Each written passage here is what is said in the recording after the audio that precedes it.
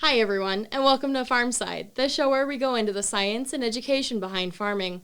I'm Emily Stein, and today we're talking to Jeff, Nevin, and Bob about IPM and how it interacts between their disciplines. This will be a two-part episode, so stay tuned for the next one after this. So Jeff, Nevin, and Bob, can you explain the core tenets of IPM and how that works within your disciplines and as a whole? So thinking about integrated pest management in a brief overview from an entomological perspective, that's where the original idea of integrated pest management originated.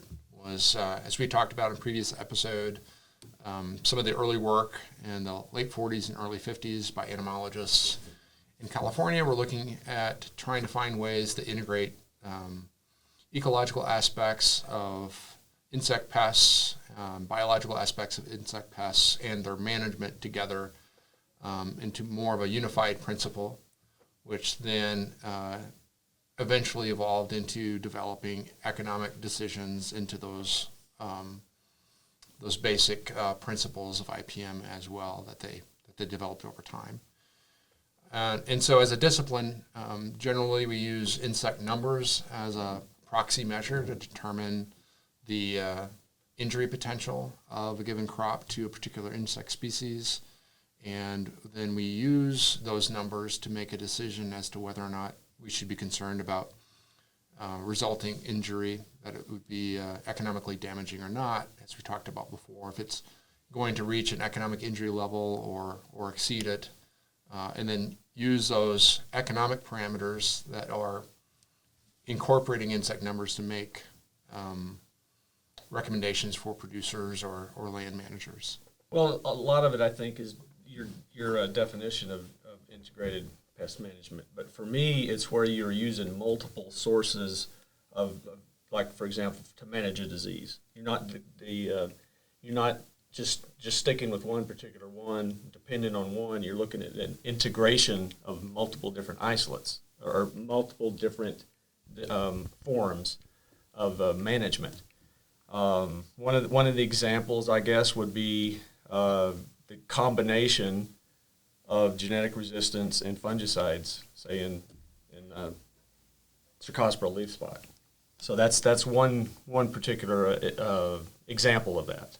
So it's integration of several different methods of management for a disease.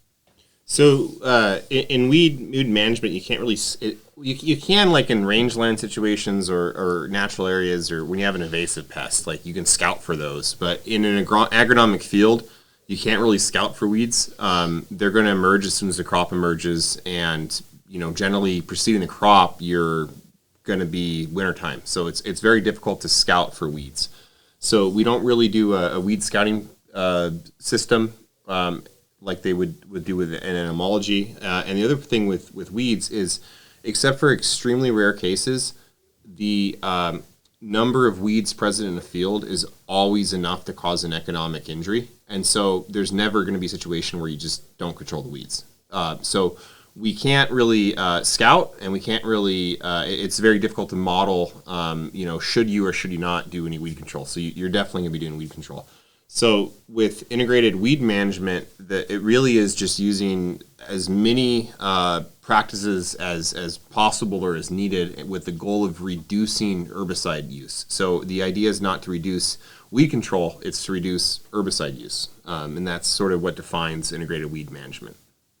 So each of us talked about, Bob and Nevin talked more about basically what we had talked about previously as the pillars of IPM. So we talked about the foundational principles, which are ecological basis, the scientific basis for IPM, and then you have these pillars, which are the tools, tactics, and strategies that we use to manage pests and pathogens or weeds.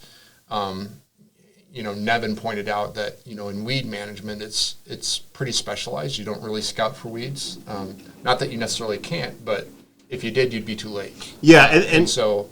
And that's what when we do scout, and you should absolutely scout, but it's kind of a post application scouting. So it's not, if you're walking the field before an herbicide application and trying to see like what's up, you might have already missed the boat at that point. It might be too late. So it's usually to see what failed from that application, not to make a decision. But you've also got to remember that if you're looking at a monocot or a dicot, you have different herbicides that if you mistakenly identify one of them, then using the wrong herbicide is going to cost you even more. And that's you're paying double. And that's true. I mean, good ID is important, but for most farmers, you're going to have 4 or 5 peak weeds in that field, and you've been dealing with them for the last 20 years. So you know what's in the field for the most part, unless something new comes up, and that's why it's more of a did this work, what went wrong, how can we fix it next year sort of approach to scouting. Unlike, I think both of you use thresholds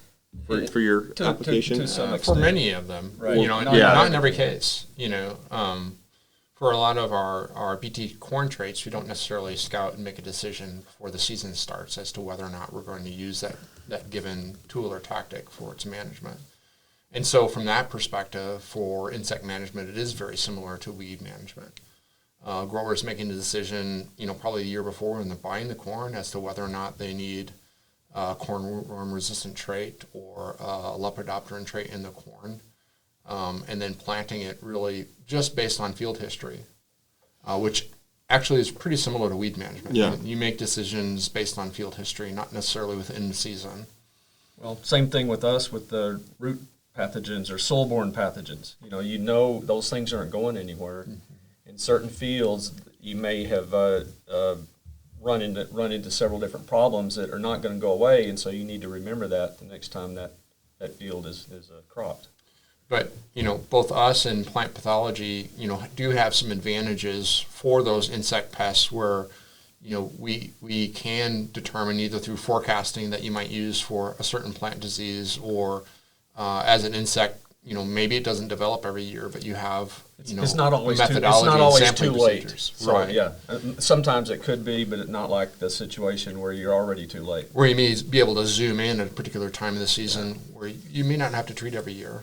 And in the case, I think with weeds as well, timing is important in terms of growth stage and Absolutely, some things that weed scientists think a lot about in terms of the appropriate timing of the application of that herbicide relative to the physiology of the plant.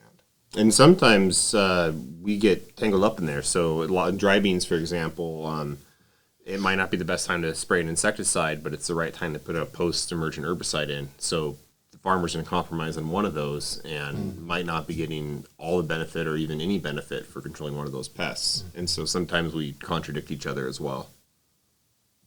Same goes for some of the, I think, fungicides or bactericides that might tank mix along with an insecticide. I don't know if that happens so much with herbicides, but certainly insecticide, Early fungicide on, cocktails are are not unknown.